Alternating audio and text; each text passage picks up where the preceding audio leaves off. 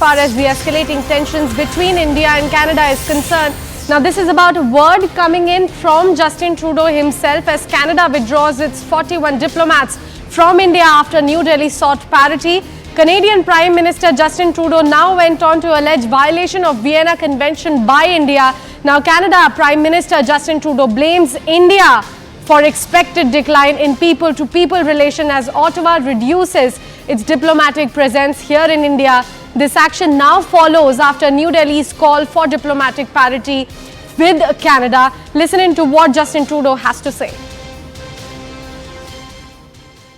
The actions that the government of India took this week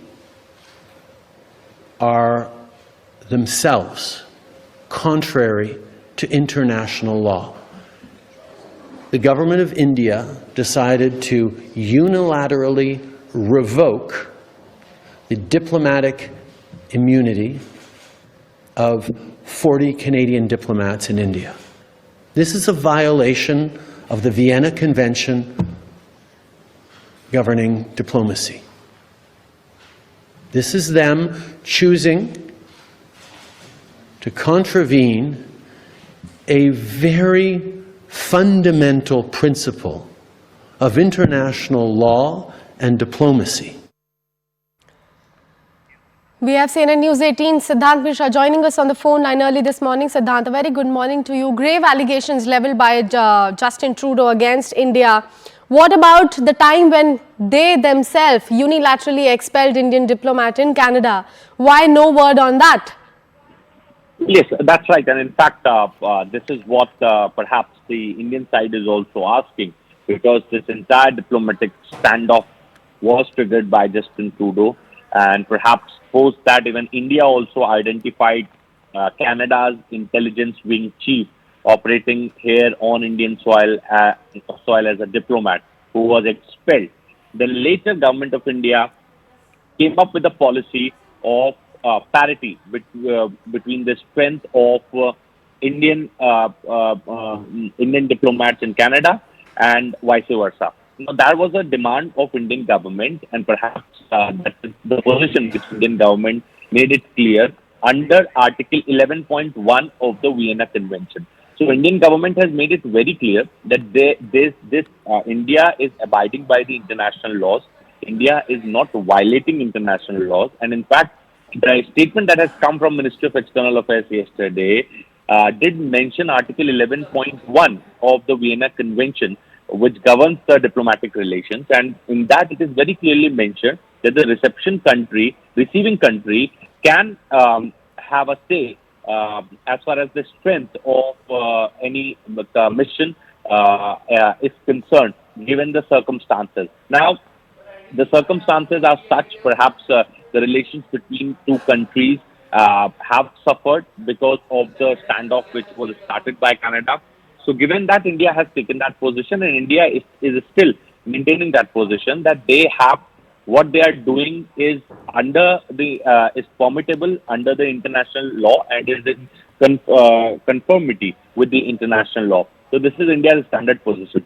But what Mr. Trudeau is citing is the violation of Vienna Convention. Now, what Vienna Convention he is talking about is something which he and his government has to tell the world. And the second and the most important one is when Indian diplomats are intimidated, humiliated in public, their posters are placed calling them most wanted enemies of Canada, right outside Indian high commissions, right outside important places in Surrey and British Columbia.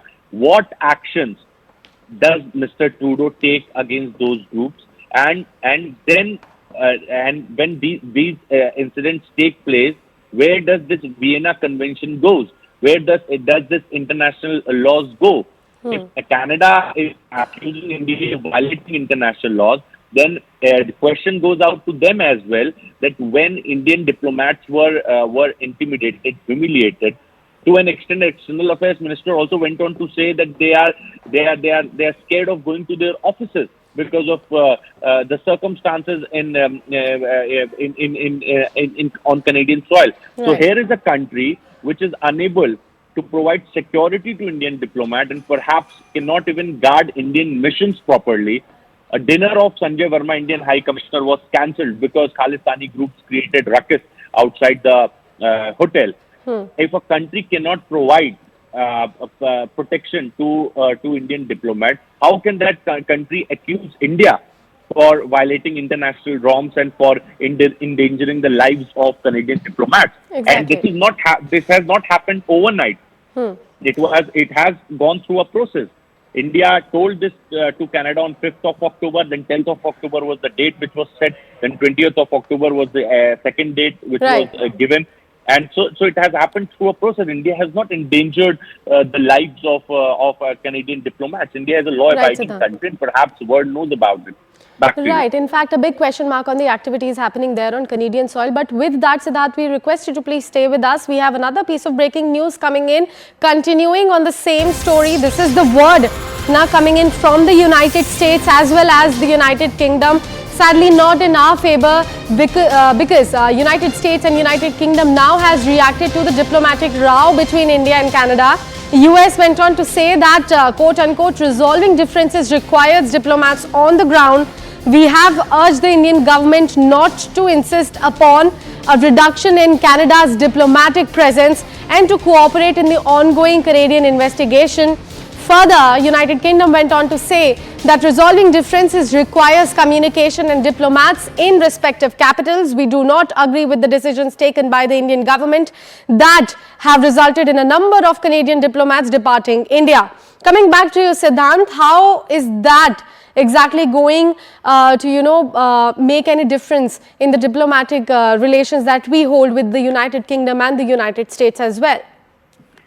Well, look, as far as the statements coming from US and UK are concerned, then both these nations, perhaps in US State Department and in UK the Commonwealth Department, they both have commented on the recent developments, and perhaps they have said that this they have also called it a violation of Vienna Convention, and perhaps they also, even UK went on to write in a statement that India should cooperate or perhaps engage with Canada in the probe which is going on regarding the killing of Hardeep Singh Nijjar. Now, look, these two countries, what they are trying to do is they are trying to perhaps settle down the issue between India and Canada. You remember, External Affairs Minister Jaishankar was in US.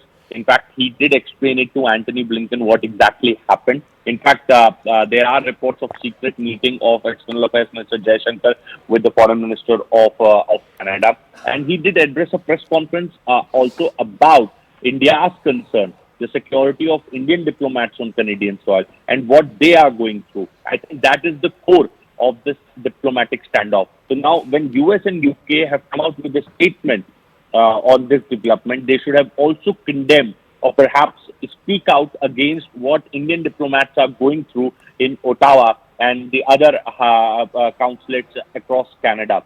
How they are being intimidated, their posters are being put all across British Columbia. They are called as Canada's enemies. They are called. Their receptions are cancelled. Their regular movements are restricted because of the Khalistani threat. And the same has happened in UK also. If you remember, the High Commissioner, he went to Glasgow Gurudwara. Look what happened to him. There were deliberate attempts by these miscreants, these separatist groups to open his gate and perhaps to humiliate him and to harm him. Right. Right, So Siddhant. he managed to, So that is so. Both of these countries, US and UK, perhaps should also, think about the condition of the Indian diplomats serving in these countries because of the threat from the Khalistani groups, what they go through. Right.